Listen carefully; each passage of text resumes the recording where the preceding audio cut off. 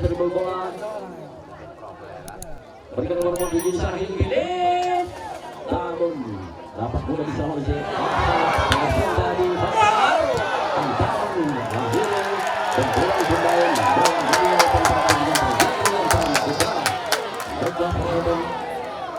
Sebentar masih 0-0 di babak pertama yang telah utamakan versus Persibaya. Di salah seorang Amirul, Fajar Amirul mencoba melempar, akan berikan bola. Lemparan jauh, dalam Nurul Zikra berikan namun dapat. Ternyata wasit berikan pelanggaran untuk pemain Persibaya.